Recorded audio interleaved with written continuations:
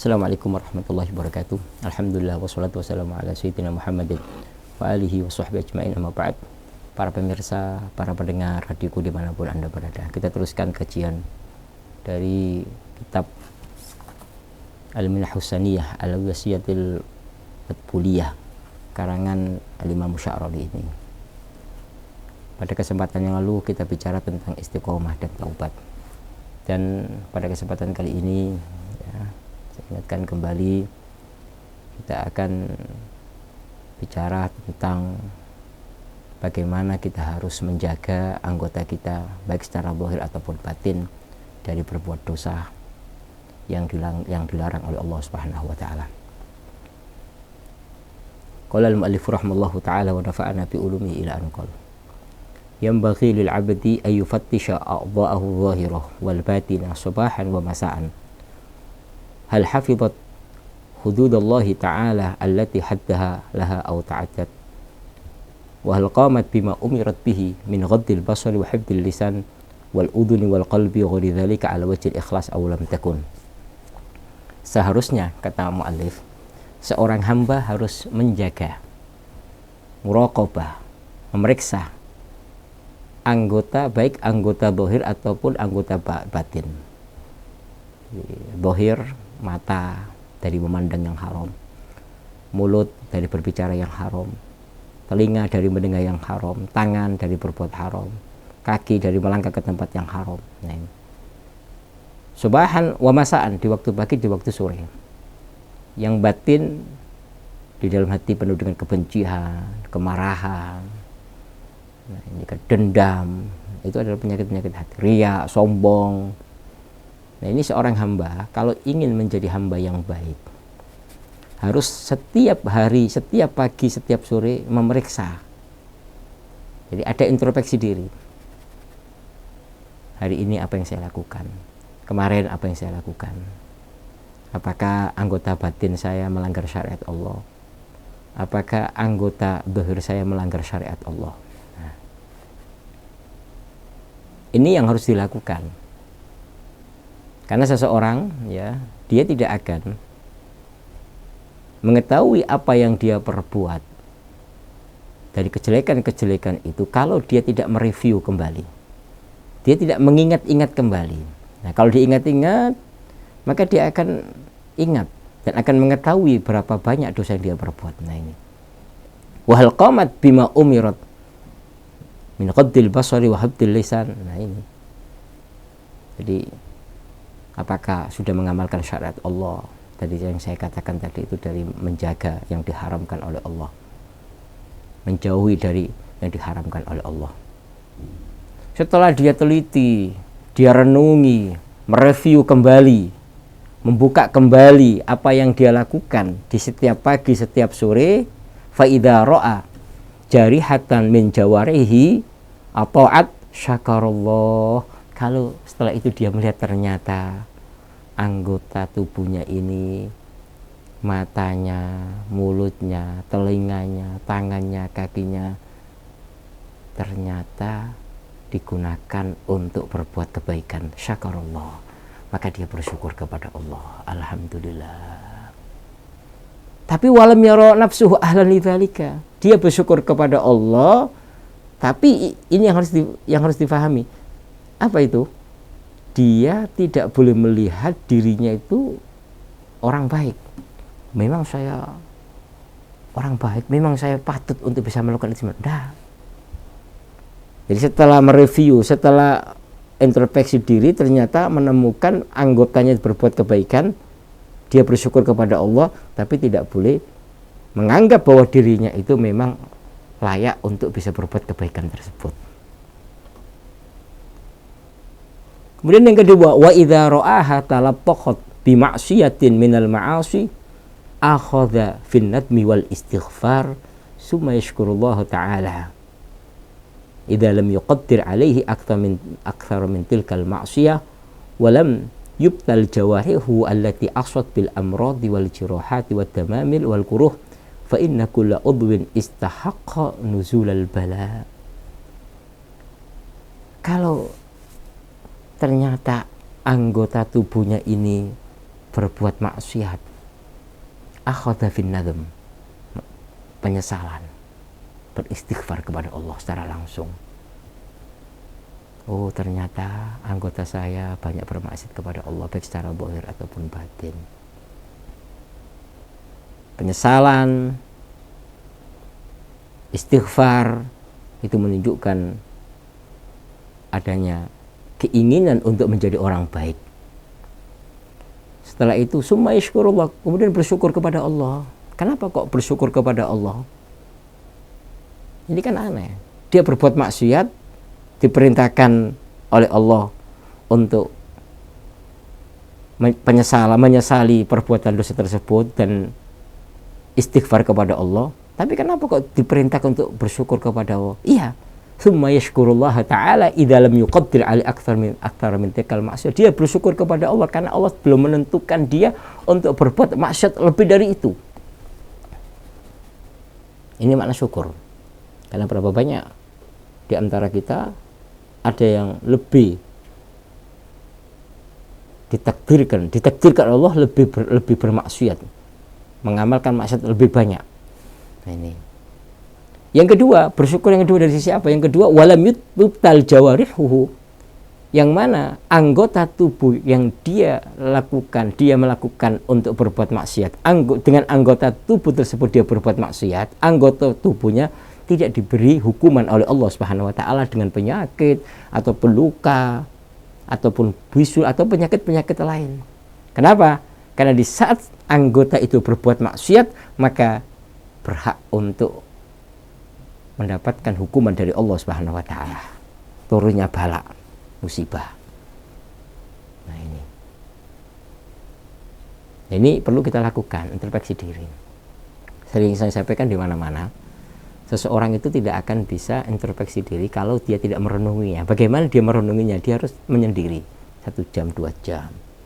Maka di malam hari itu ada sholat tahajud. Sebenarnya disitulah kita bertafakur, merenung berapa banyak dosa yang kita lakukan. Nah, ini ternyata kok banyak kebaikannya, dia bersyukur kepada Allah dan minta pertolongan kepada Allah karena dirinya bukan orang ahli, bukan orang yang bisa berbuat kebaikan. Nah, gitu.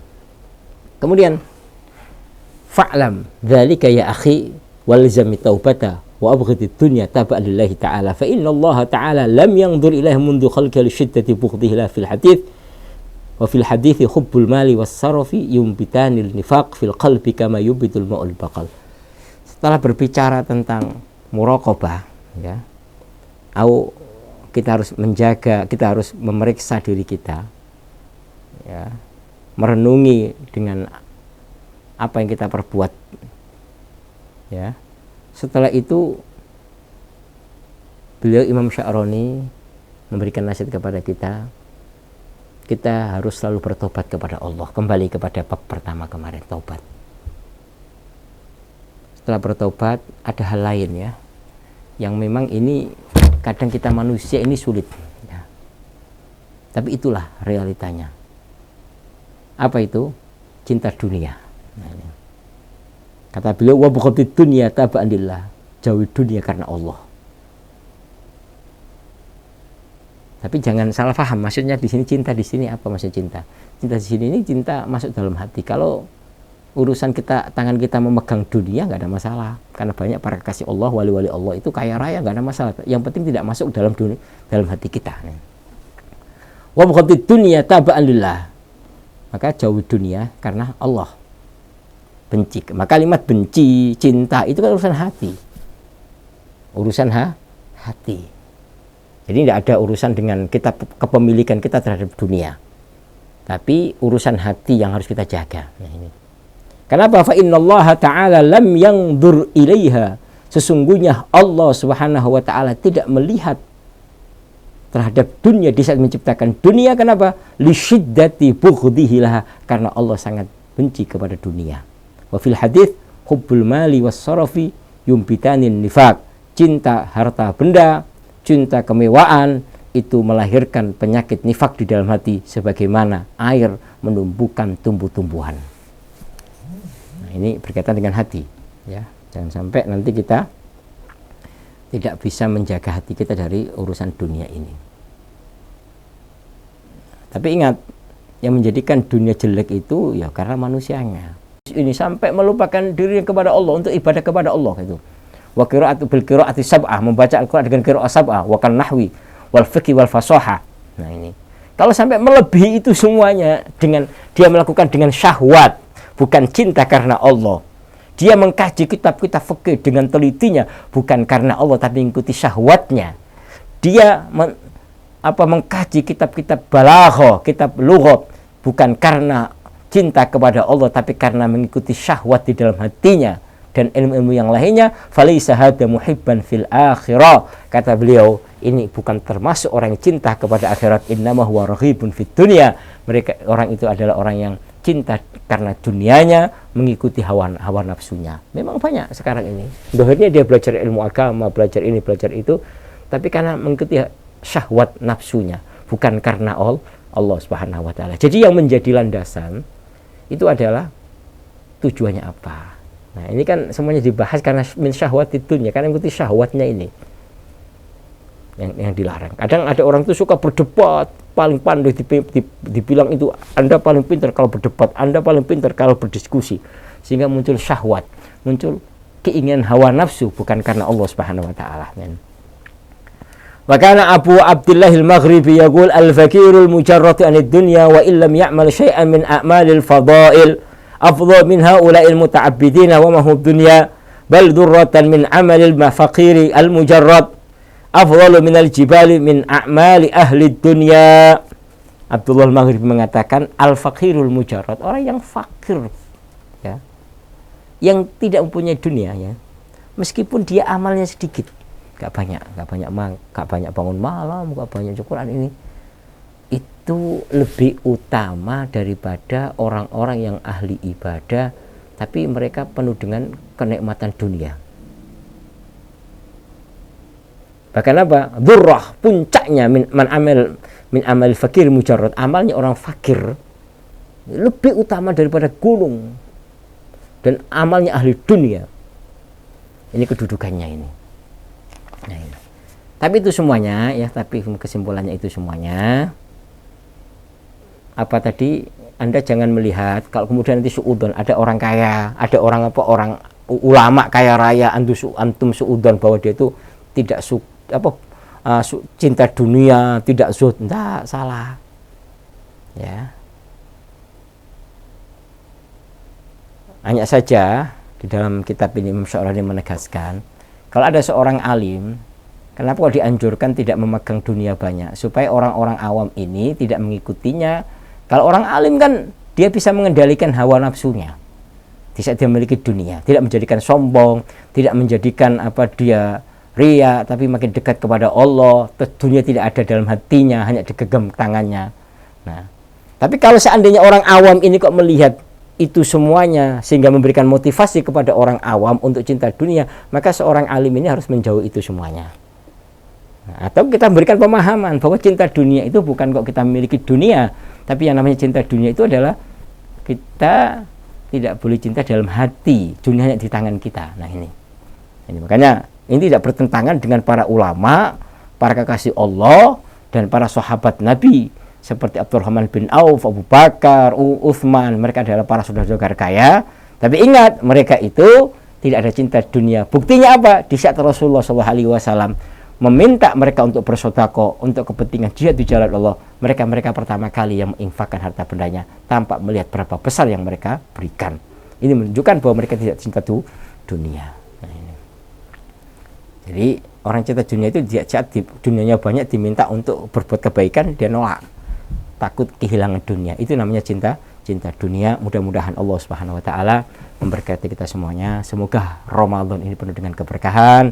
Kita dimudahkan oleh Allah untuk bisa beribadah kepada Allah di siang hari, di malam hari, dan menghidupkan malam Ramadan ini dengan membaca bacaan Al-Quran, dengan berzikir kepada Allah, bersalawat kepada Nabi Muhammad SAW, dan mudah-mudahan rahmat di 10 awal bulan Ramadan ini sampai kepada hati kita semuanya, keluarga kita semuanya, dan orang-orang yang belum bisa menjalankan ibadah puasa. Kita doakan semoga mereka bisa menjalankan ibadah puasa dengan baik. Jangan suudzon, jangan buruk sangka.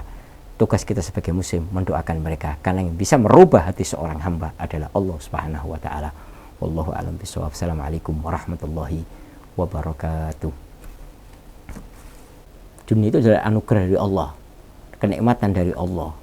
Kembali kepada kita bagaimana kita menggunakannya. Nah, tapi bukan berarti di sini ini Imam Syarani menganjurkan umat Islam miskin. Tidak, umat Islam harus kaya raya. Tapi apa? Jangan dimasukkan dalam hati. Syekh Abdul Qadir Jilani termasuk wali yang terkenal, itu banyak wakafnya di Irak. Wakaf-wakaf dari Syekh Abdul Qadir Jilani itu banyak sekali. Itu menunjukkan bahwa sangat kaya raya. Tapi tidak masuk dalam hatinya, sehingga dengan mudah dia memberi. Ini.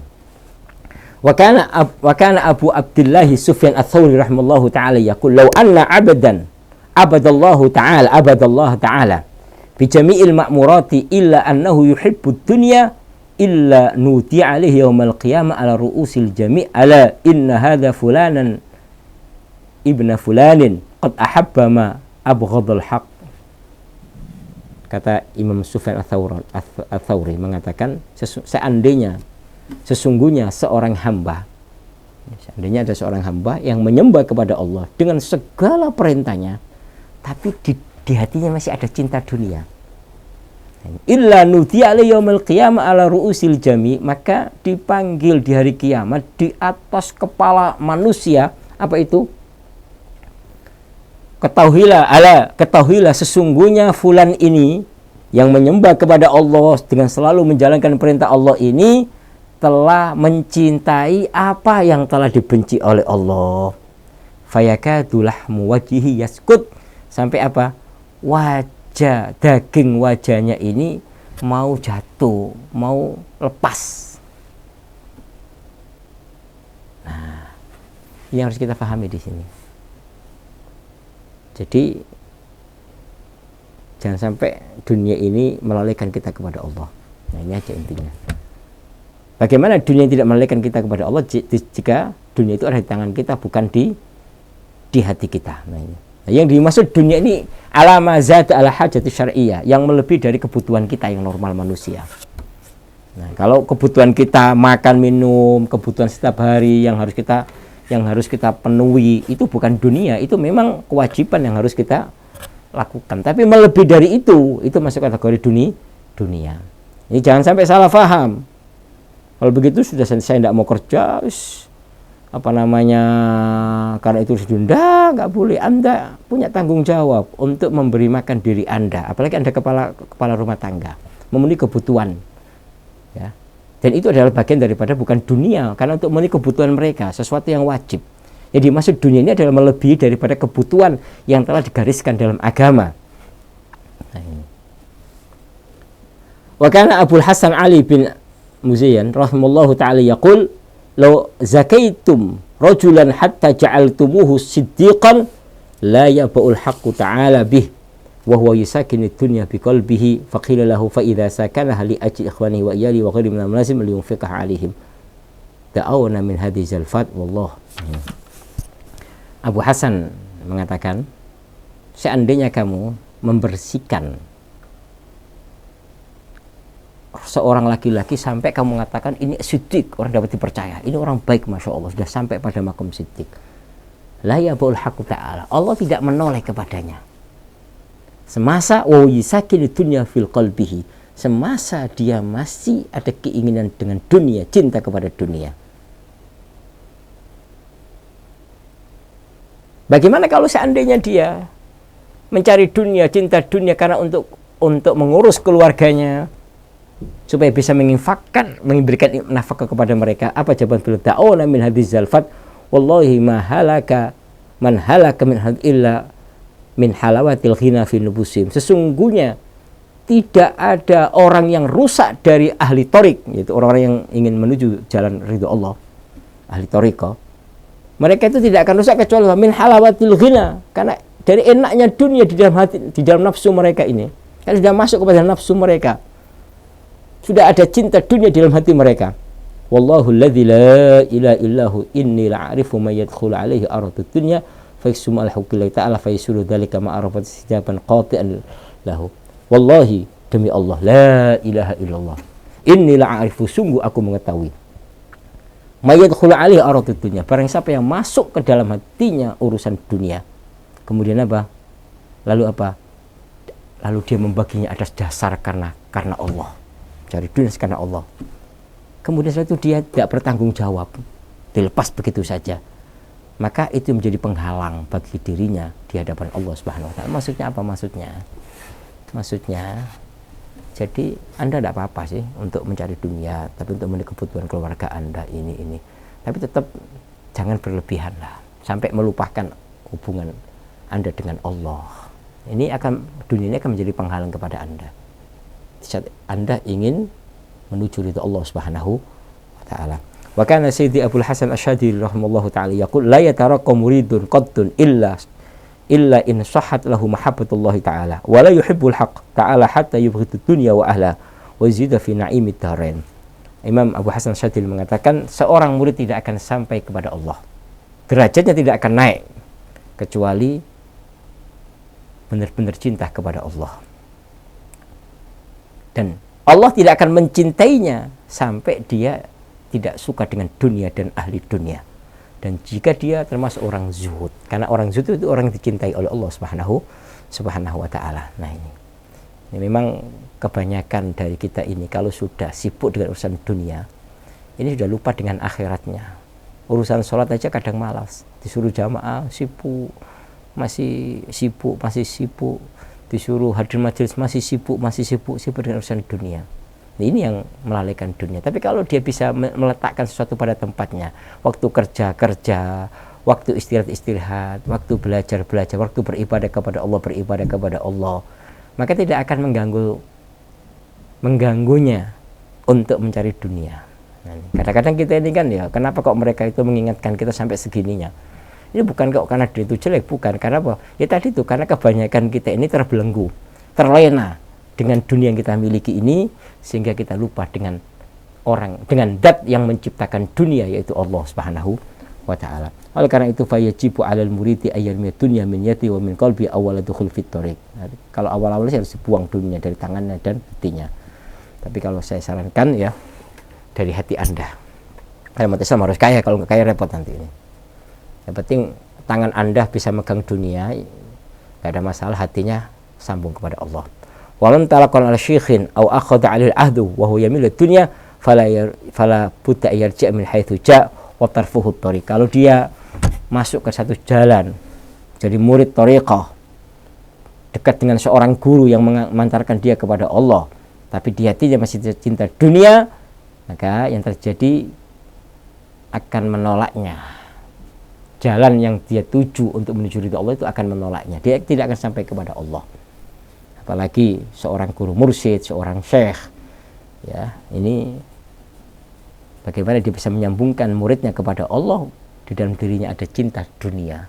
Kalau murid saya tidak bisa sampai kepada Allah, apalagi seorang guru, seorang syekh. Nah ini jauh dari ini semuanya. Mudah-mudahan Allah Subhanahu wa taala menjadikan kita orang yang zuhud di dalam dunia, meskipun kita memegang dunia banyak ya.